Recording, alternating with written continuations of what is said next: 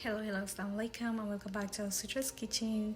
My ladies, today's video is going to be a detail. I actually call it a master class of Masa or Waina because I have gotten hundreds and thousands of questions regarding this recipe. So I wanted to share with you in details on how you can make a perfect masa without you worrying, without, in fact, I'm going to even show you the kind of the best ingredients for you to use in order for you to get the perfect and the best masa ever. So this master class, you just need to be patient and watch me all the way to the end because I'm going to show you different kind of things that will help you in order for you to achieve the perfect recipe. So in this video, I'm going to be explaining in details from scratch, from soaking your rice to also saving your leftover butter and how you can reuse it, to even using your pan and how you can store it, and so on and so forth. So it's going to be a really detailed video. So my ladies, if you are new here, you are welcome. If you are a returning family member, thank you so much for coming back to Elsutra's kitchen and for always supporting and subscribing to the channel. So please share this recipe with your family and friends so they can also benefit from this amazing detailed recipe video. Thank you so much, and let me see you at the end of the video. So my beautiful people, if you are looking to get this perfect looking beautiful looking masa or waina, you just need to keep watching and watch until the end of this video in order for you to capture and understand everything that you needed, because achieving masa that looks this beautiful is not an overnight thing. It's actually a practical thing. So the most and the first important item in your ingredient is the rice. You actually need a white grain rice. As you can see, I'm showing you the one that I'm using. It doesn't have to be this actual brand. You can buy a different brand, but it has to be this white. You have to make sure that it is this kind of white rice.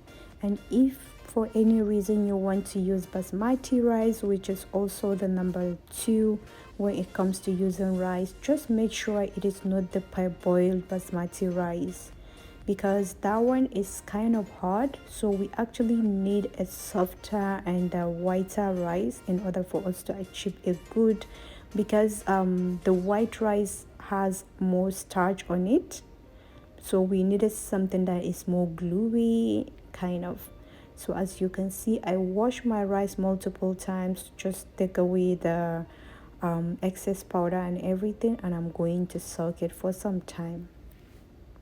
So let's go shopping for our second most important ingredient on this recipe, and it's yeast.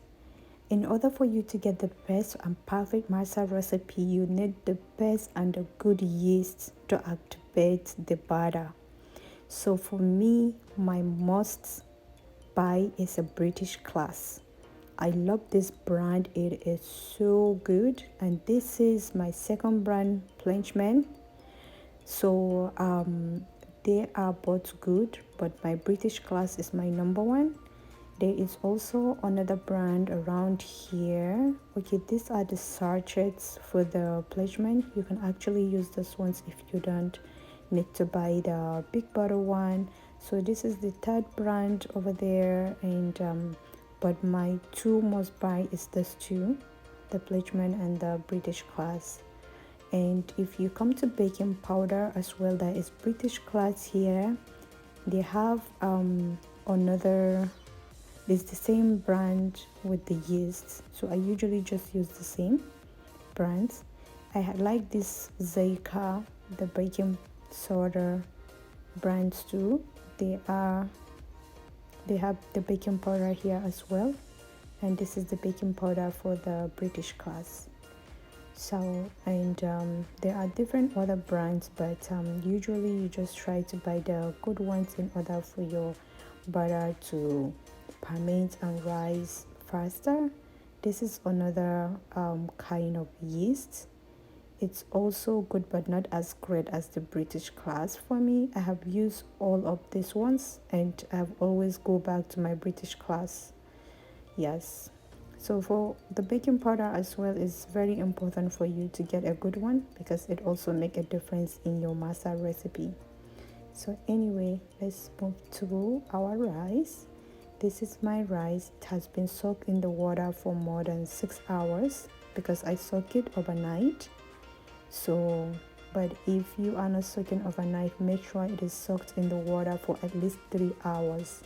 So I am taking 1 cup out of my measured rice on my pots, and I'm going to bring this into a boil. Actually, I'm going to cook it until it is soft. It is going to be as soft as you can mash it and make tuwo with it. That is how tender you want the rice to be, because we are going to blend it together with the other rice. So we want it to be kind of sticky and kind of gummy. That is why we want to cook it all the way, because we need the gumminess for our masa or waina to be kind of gummy when we fry it.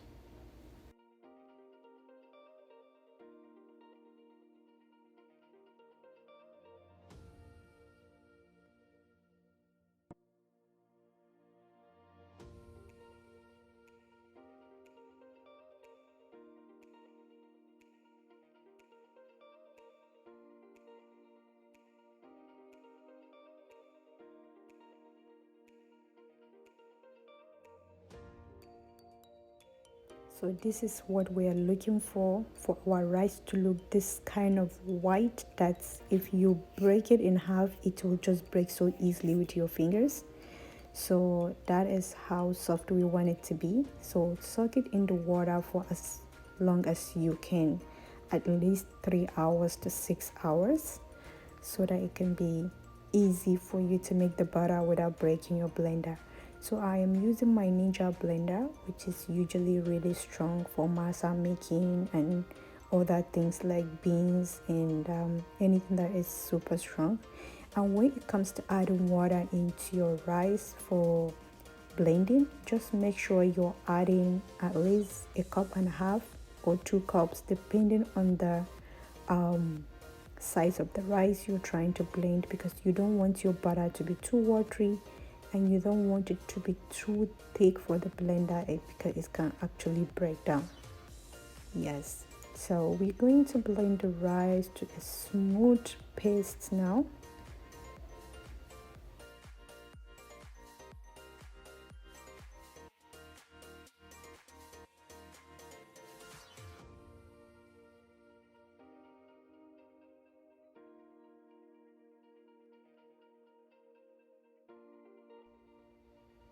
So my rice is really tender, it is soft, and it is ready for me to add it into the remaining blending of the butter.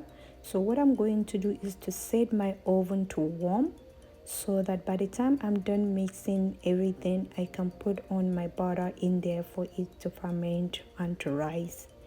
So now I will be adding my rice, cooked rice, back into the butter, so to blend everything together and get a smooth paste.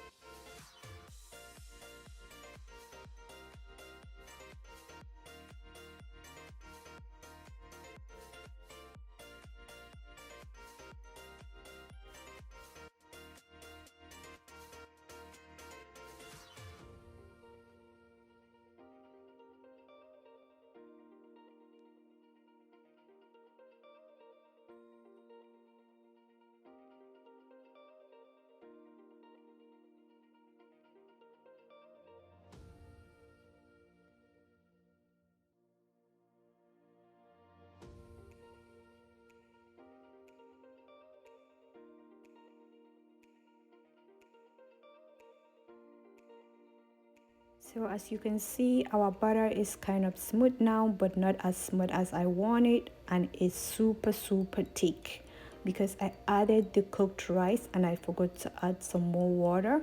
So now I am adding 1 cup of water. So if you observe, I'm adding water one step at a time. You don't want to add too much water so your butter will be too watery. And in case of doing that, in case if that happens, just make sure you have enough cooked rice that you can add more into the butter so that you can make it thicker. Or also you can use rice powder. If you have rice powder, you can use it into the butter for it to rise. So as you can see in my bowl here, I added 1 cup of plain yogurt, and I am just mixing it to make it smooth so I don't end up with any lumps. And as we discussed about the yeast from the store, I actually just bought both of them, the bigger balls and then the smaller ones. So I'm going to use both of them in the water so you can see the different size side by side. But this is the same brand, it's the same quality, it's just the size of the yeast. I just decided to pick 2 bottles instead of one big one. So you will see on the demonstration.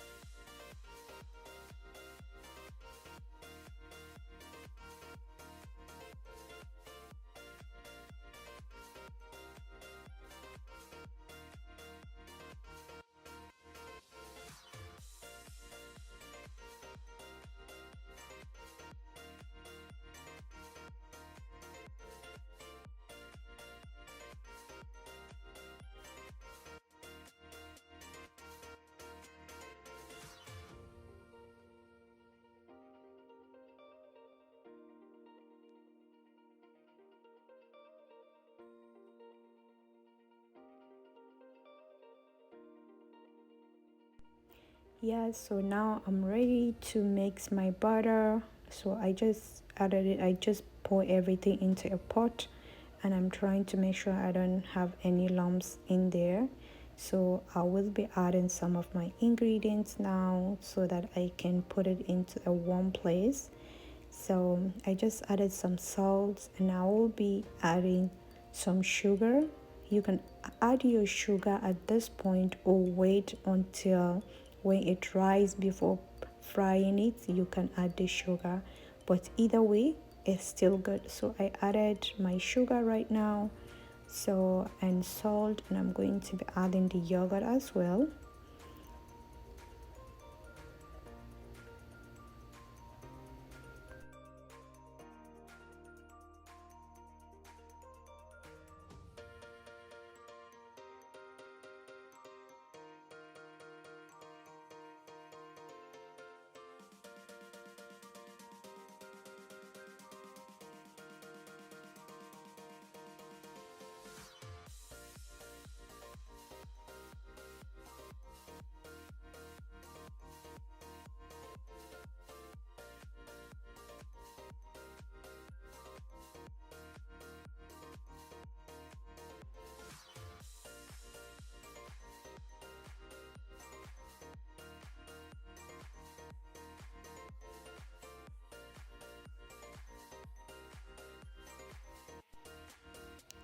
So our yeast is ready. As you can see, both of them are risen up. So I'm just going to add them into the mixture, and I'm going to mix everything together and put them in a warm place.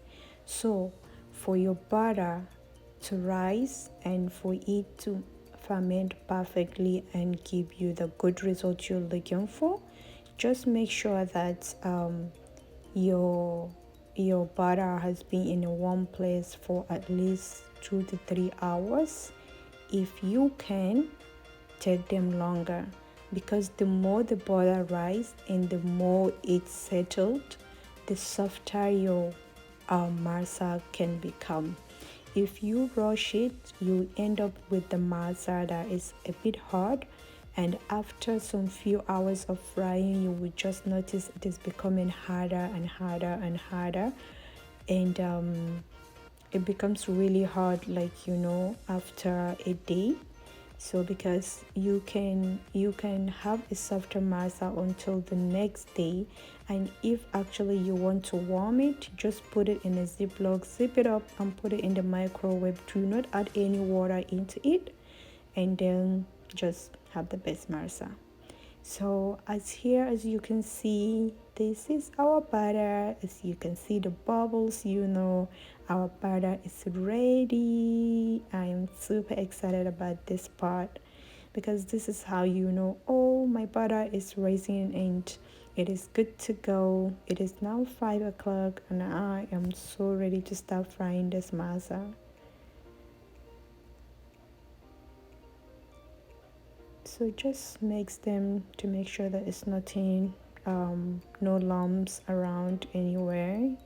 You see, as I see a little bit of lump from the yeast, I believe. So make sure everything is incorporated, because you don't want to end up after frying and you're breaking the masa and you just see a lump in between. So I let the butter to just settle, and a little bit, as you can see, is a bit more in the pot now. So I will be adding a baking powder, 1 teaspoon. 1 teaspoon is enough for all this butter. So what the baking powder does is this: it's going to help the sourness of the fermentation, because usually you feel like it's kind of sour in your mouth when anything is fermented. And the second thing the baking powder does is to make the masa soft. It actually makes it softer. So this is another step. This is how I store my pan, my tender.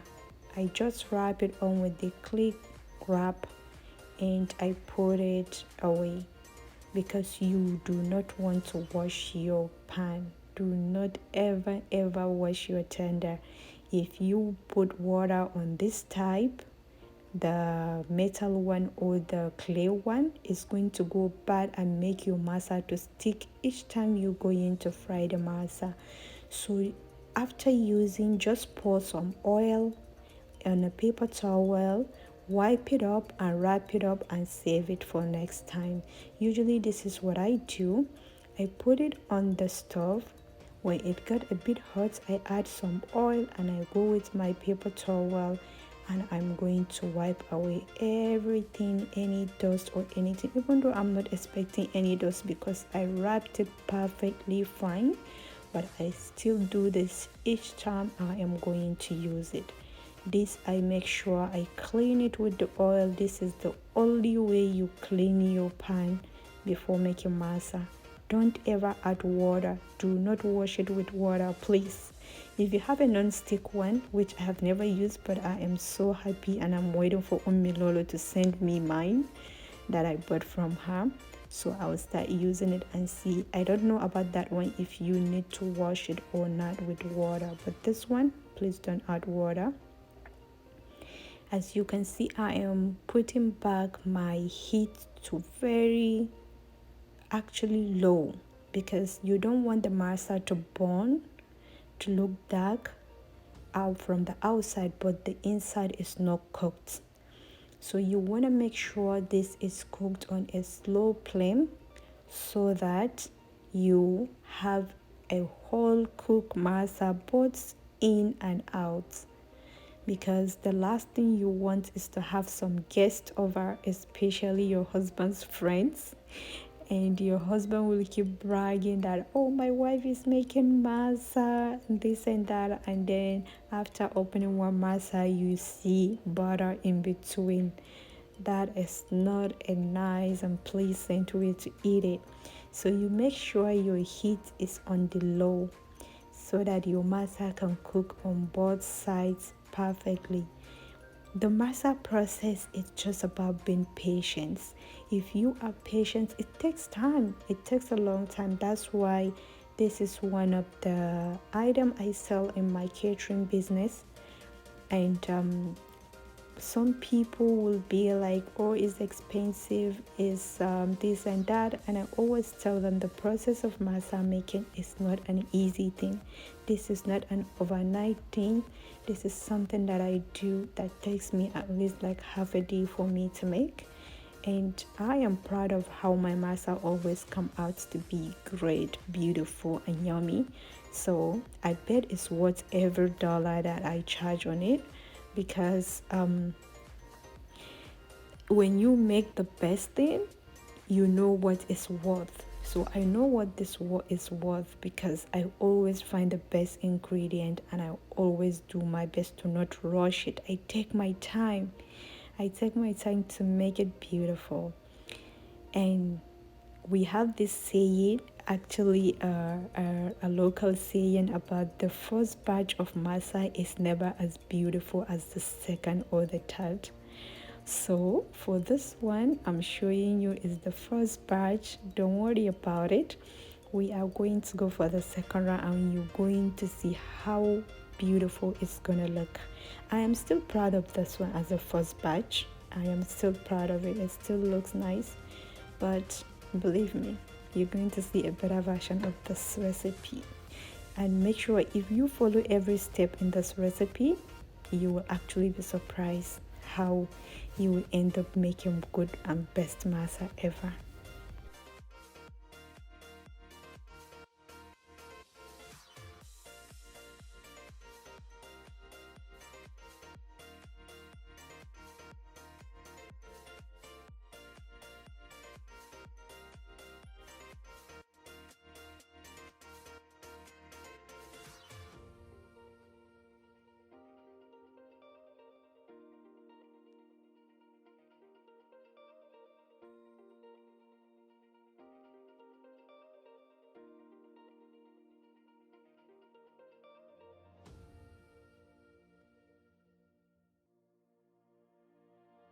Yes, this is our second round, and I cannot wait to turn it and show you guys how beautiful and better it is looking from the previous. Did you see that? It is so, you can see the texture, and you can see the design is more defined and more beautiful than ever before.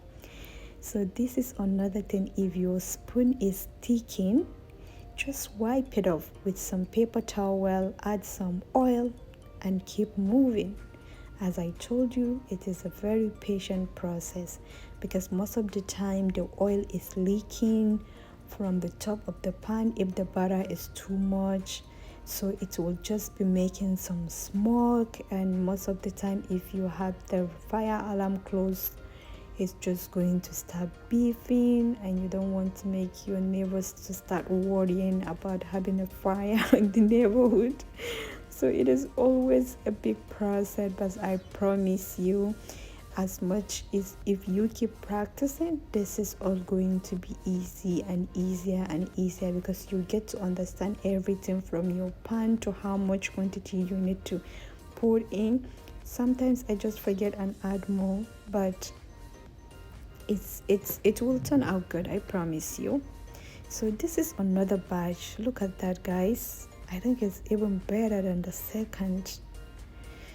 This looks amazing. So what do you guys think? If you ever decided to make an income out of making masa, please come back to my channel. Let me know. If you use my directions, you use my recipe, just let me know. So I'll be so proud that I share this. Look at how beautiful this plate looks like. Who doesn't want to eat this?